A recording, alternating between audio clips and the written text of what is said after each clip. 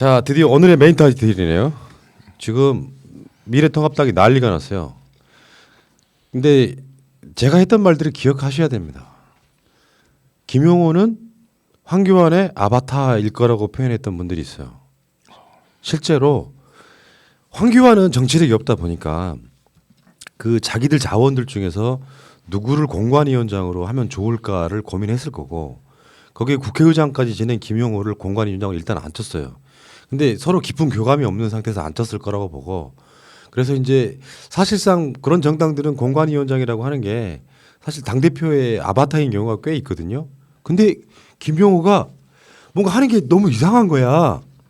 나는 개인적으로 김용호의 개인적 욕심 정도까지도 봤었거든요.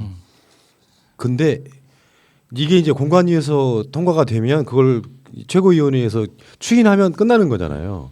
근데 여기서 결정적으로 나는 민경욱 공천권이 걸렸었다고 봐. 민경욱은 공관위원장 입장에서는 필연코 막말의 상징 같은 거니까 쳐야 내야 되는데 민경욱이 황교안의 대변인 하면서 최측근이다 보니까 얘를 살려야 되는 상황이 온 거예요. 그러니까 이제 나 이거 추인 못 해주겠다 하고 돌려보내는 상황까지 오는 거죠. 그러다 보니까 이제 김용호나 그 이석연 있죠, 그 부위원장. 예. 우리는 문제 없다. 그리고 실제로 이 최고위원회가 추인만 하는 거지 결정을 번복할 그 권한을 갖고 있는 건 아니에요. 그렇죠. 특별한 하자가 없다면 다시 그렇게 가야하는 수밖에 없는 상황이란 말이야. 그러니까 이게 김용호가 황교안의 아바타였을 거라고 생각하는 굉장히 많은 착각들이, 사실 김용호가 황교안보다 정치력은 한 200배 더 높은 사람이라고 봐요. 당연하죠. 그러면 황교안은 김용호의 결정을 따라야 됩니다. 꾹 참고 읍참마속의 심정으로 민경욱을 쳐내고 가야 되는데 민경욱 그 공천 컷오프 된 게 딱 올라오니까 이거 안 돼라고 돌려보냈단 말이야. 근데 황교안 입장을 우리가 이해해 줄 수밖에 없는 게요. 지금 부산 지역에 예비 후보로 출사표를 던진 그 미래통합당 예비 후보들 있죠. 이 사람들이 다 김용호가 현역 의원일 때 줄을 댔던 사람들이에요. 그러니까 김용호가 공관위원장으로 오기 전에는 출마를 생각도 안 하고 있다가 우리 형호 형, 우리 형호 오빠 딱 이걸 딱 보고 너도 나도 출사표를 던진 사람들이 생겼거든요. 그러면 황교안 입장에서는 이대로 두면 부산 경상 지역은 김형호 라인으로 되는 거예요. 만약에 당선이 된다면. 근데 만약에 당선이 안 돼도 황교안 입장으로서는 굉장히 큰 리스크거든요. 그 사람들이 당선이 되든 안 되든. 그러니까 황교안 입장에서는 김형호의 입김이 과도하게 작용한다는 게 너무 확실하기 때문에 가만히 있을 수는 없는 거죠. 그렇지. 현실적 어떤 그 뭐랄까 박탈감? 예. 예를 들어서 김용호가 추천한 사람은 다 공천됐는데 황교안이 공천한 사람은 숫자가 틀려. 김용호는 4명이라며 추천한 사람이. 다들 4명이 됐고 황교안은 10명이라며. 내 지분이라고 10명을 밀어넣는데 3명밖에 안 돼. 이게 김용호는 100%, 황교안은 30% 이렇게 공천이 되는 상황이거든요.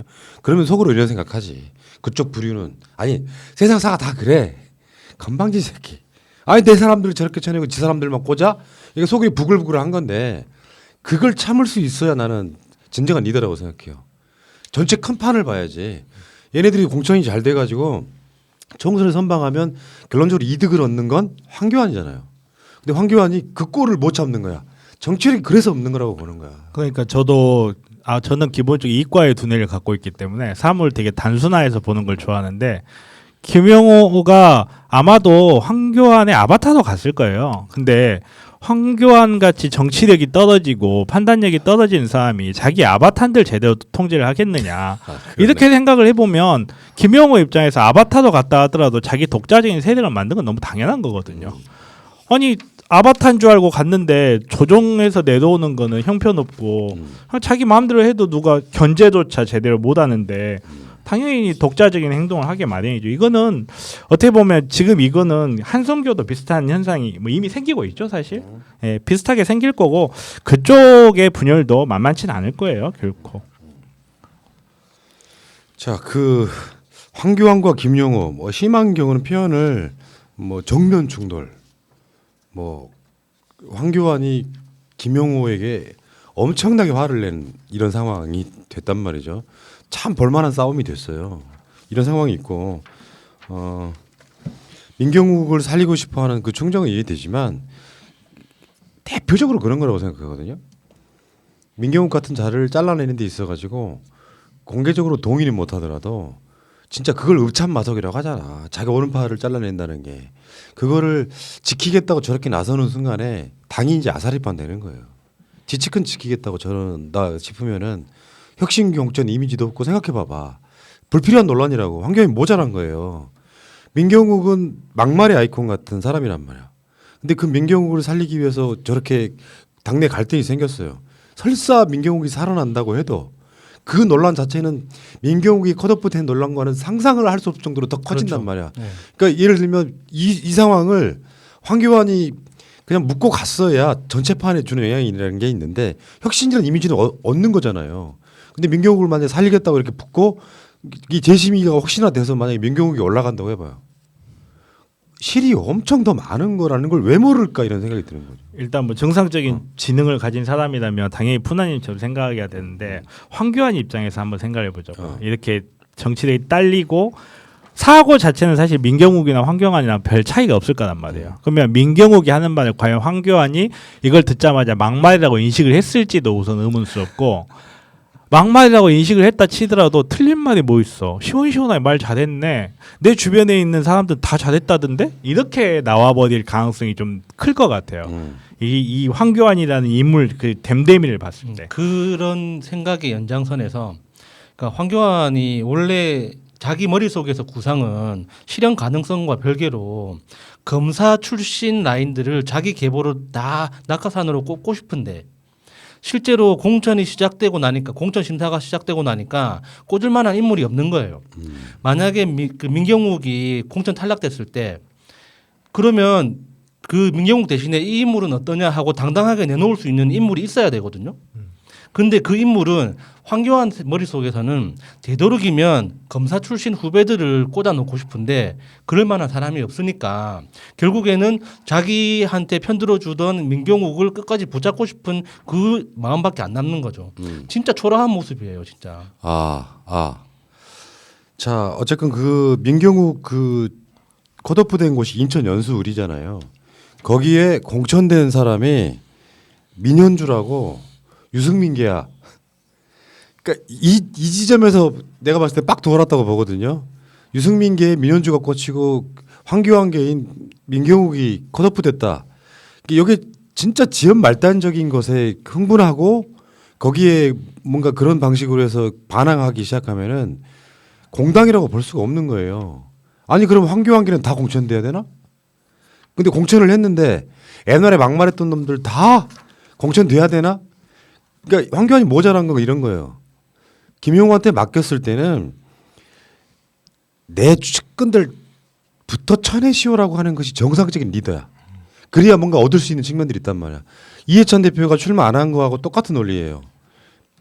내 욕심을 챙기지 않았다고 했을 때 공천의 공정성이 담보되는 건데 내 측근들은 쳐내지 말고 나머지는 쳐내시오라고 만약에 그런 형태의 공천을 하면 미래통합당한테 좋을 리가 없잖아. 그러니까 황교안은 정말 너무 단세포다 진짜.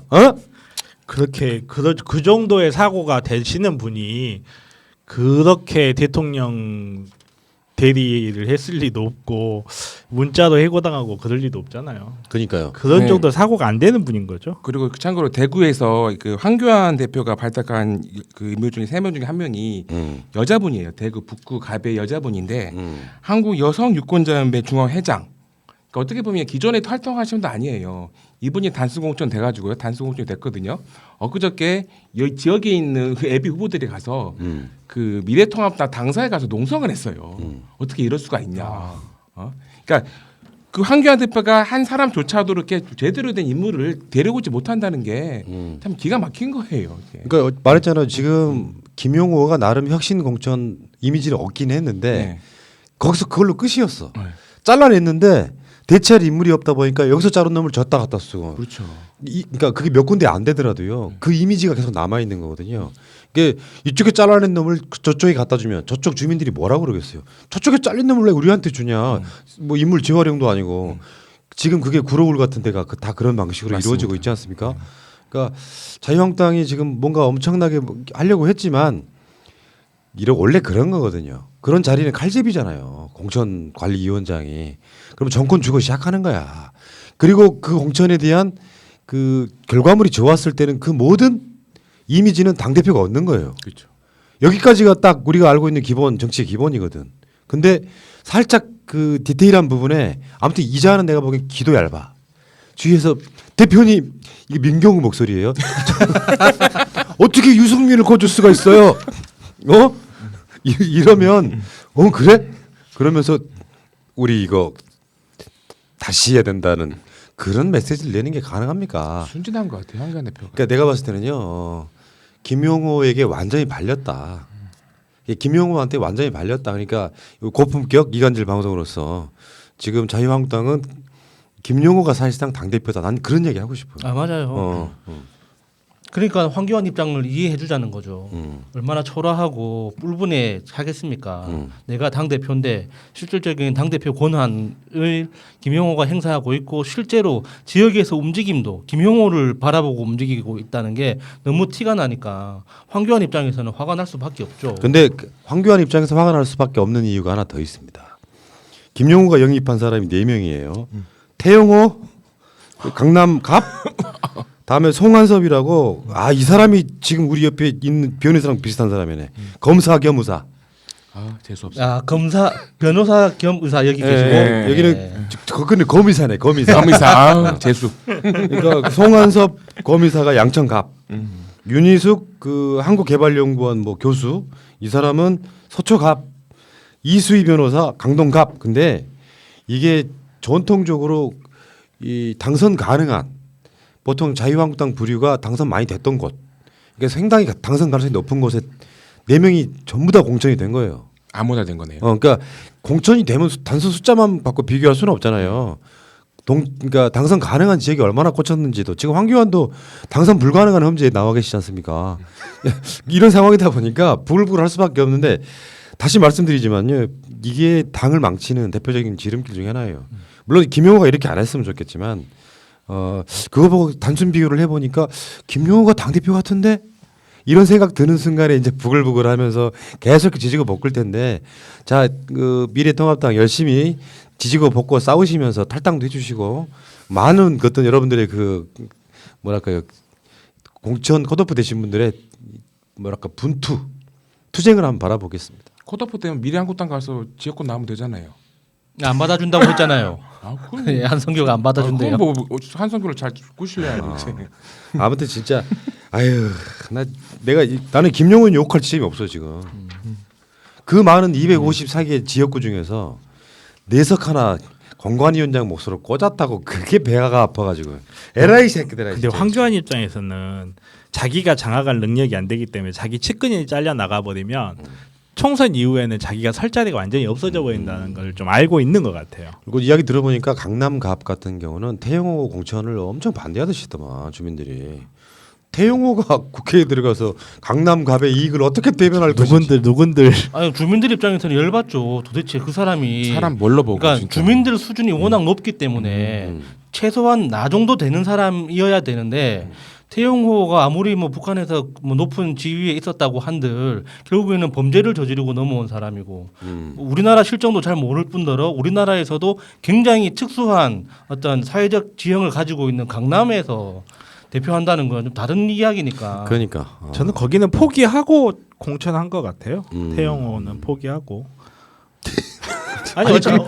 어차피 그 자리는 누가 들어가도 안 된다. 강남 갑에. 강남 주민들 들으면 화가 나는 이야기예요. 이보세요. 그 말이 아니다. 그 말이 아니다. 이게 말 잘해야 돼요, 여기서. 우리 미라이 강북구당 입장에서 생각했을 때 말 잘해야 여기가 돼. 정말로 이길 만한 자리다 했으면 전략 공천을 이런 사람 안 했을 거라고요. 정말로 이게 끝까지 싸워보면 괜찮겠다 한 사람을 넣겠죠. 근데 뭔가 당의 이미지, 뭔가 이렇게 자기네 당의 이미지라기보다는 뭔가 문재인 정권 자체에다가 무슨 친북적인 이미지를 씌우고 싶은 어떤 그런 사람을 꼽고 싶으면서도 자기네들한테 가장 손해가 없을 장소에 꽂았을 거란 말이에요. 근데 정말 이 자리가 괜찮은 인물이 들어가서 싸우면 자기네들이 당선이 될 자리다 생각했으면 그 사람을 안 썼을 거고 여기는 누구를 넣어도 쉽게 당선되기 힘들다 하면 그러면 그 자리는 진 걸로 치고 태영호 같은 사람 꽂아놓고 우리가 필요한 이미지만 가져오고 이 자리는 그냥 민주당에 넘겨주자. 좀 이런 심정으로 저는 꽂지 않았을까 싶어요. 그러니까 이게 공천위원회가 아니고 공천관리위원회잖아요. 예를 들면 방송사에 가면은 제작 PD가 최고인 것 같죠. 방송사의 최고의 권력은 편성 PD예요. 편성국. CP? 그러니까 아니 CP는 이제 그 중에 뭐 제작 부서에 팀의 대장 뭐 이런 거고. 그러니까 그 어떤 상황이냐면은 같은 또 좋은 프로그램이 있는데 어떤 경우는 편성 잘못해가지고 시청률 쫄망하는 경우도 있고요. 별것도 아닌 프로인데 편성 잘해가지고 대박 나는 경우도 있어요. 지금 이 상황이 이렇다고 보거든요. 강남 각 같은 데는 확실히 챙겨야지. 아직 민주당이 한 번도 국회의원을 해본 적 없는 지역이잖아요. 강남 을은 뭐 저 전현희 의원 같은 사람들이 하긴 했지만 그리고 이를테면 이게 이제 저는 약진하는 거라고 보는데 강남 구청장이 민주당이 됐잖아요. 이번에 지방선거 때. 그럼 점점 해서 이런 게 있어. 우리가 박근혜 탄핵을 사상 초유로 해본 것처럼 민중이 승리한 역사를 만들었던 것처럼 강남 같은데 민주당이 당선되기 시작하잖아요. 그럼 이게 야금야금 약진하기 시작해서 언젠가 보면 거기 또 파란색 된다. 그러니까 이럴 때는 확실하게 거기를 지켜야 되는 거지. 그러니까 함락되기 쉽고요. 내가 봤을 때는 서초 가불도 지금 이정근 뭐 박경미 뭐 이렇게 해가지고 이 양반들이 어느 정도 분위기만 타면 당선 가능성이 있다고 봅니다. 특히 박경미 의원 같은 경우는 그러니까 얘네들이 지분 나눠먹기식으로 공천하다 보니까 이상하게 태영호 같은 똥볼이 나옵니다. 이런 멍청한 짓을 하지 마시기 바라고. 자 어쨌건 지금 다시 말씀드릴게요. 황교안 대표님, 이 미래통합당의 당 대표는 김용호 씨입니다. 고품격 이간질 방송.